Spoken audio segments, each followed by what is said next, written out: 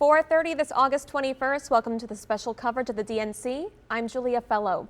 It was the final night last night of the Democratic National Convention. It had the biggest moment of Joe Biden's nearly 50-year political career. It was with great honor and humility I accept this nomination for President of the United States of America. Joe Biden ran for president in 1988 and in 2008 before finally breaking through this year. The former senator and vice president is now leading the current fight to the administration to get the current administration out of office. We can choose a path of becoming angrier, less hopeful, more divided, a path of shadow and suspicion, or we can choose a different path and together take this chance to heal, to reform, to unite, a path of hope and light. The Democratic Party held watch events for Joe Biden's acceptance speech across the country, including about 150 people in the parking lot of the Milwaukee County Zoo. Supporters had to park one spot apart from each other and social distance. We love the energy that we're seeing from folks from their kitchen tables at home, but it's really exciting to get to see folks show up here and watch on the screen as well. The same kind of event was held in Wilmington, Delaware, outside where Joe Biden accepted his nomination.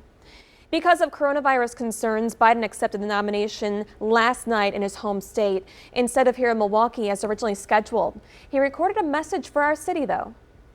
Hey everybody, I wish Kamala and I could join you in person in Milwaukee to celebrate tonight. We're really disappointed we can't be there, but right now that's not possible.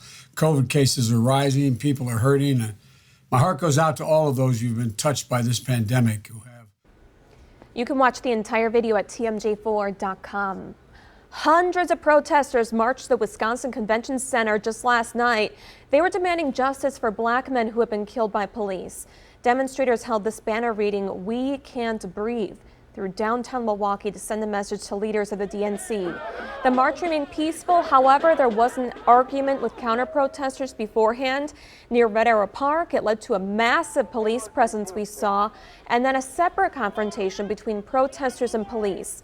Many of the protesters said they were frustrated by MPD's use of horse-mounted police. This is a waste of taxpayers' money for something that could have been diffused. The protests continued afterwards with stops at the Department of Homeland Security and the building of police headquarters before they headed to the DNC security perimeter.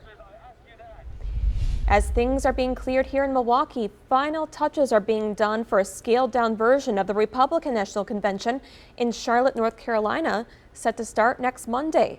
One thing that's different for Republicans compared to the DNC is that the delegates will travel to the convention this time. They must be tested for COVID-19 before they're allowed in the convention center. Meanwhile, the president is on the campaign trail meeting his supporters in person. He went to his challenger's home state of Pennsylvania yesterday, picking up some pizza, and then he took to the podium for a speech that attacked his opponent and mail-in voting. This is just a way they're trying to steal the election, and everybody knows that, because the only way they're going to win is by a rigged election. I really believe that. The Republican National Convention kicks off Monday in North Carolina. You can stay with TMJ4 News on air and online for coverage all next week. Meanwhile, we have just learned back in Wisconsin, rapper Kanye West will not be allowed on the November ballot because he missed the deadline by mere seconds. In a 5-1 vote Thursday, the Wisconsin Election Commission decided Kanye's fate. The crux of the argument came down to timing. Since the deadline to submit filing is 5 o'clock on the dot, the first Tuesday of August before the November election. Representatives for Kanye's campaign arrived at the Election Commission 14 seconds past 5 o'clock. The GOP responded with this statement saying the left wants to clear any liberal competition for Democrats while ensuring a libertarian is on the ballot to siphon votes from Republicans. Democrats are only interested in voter disenfranchisement, and they believe that they will benefit. And if they don't benefit, they don't care. Switching gears now, we're taking a live look outside.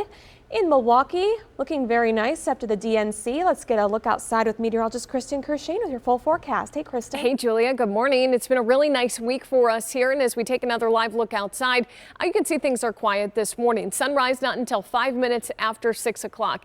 Average high for this point in August would be 78. We'll be warmer than that as we move into this afternoon with high temperatures across the board into the 80s. Now, if you're close to the water this morning, it's fairly warm, 68 in Port Washington, 70 in Milwaukee, 67 in Racine, but inland it is cooler where temperature readings are largely in the upper 50s. Storm 4 Max radar, no rain to talk about as we're moving through this morning. You do notice one little shower up here towards Lake Winnebago. That's it. That could clip Fond du Lac County. That's about it as far as the rain goes this morning. You can see a couple of showers off to our west here. We'll keep an eye on those. We may be able to squeeze out a sprinkle up north as we head through the morning.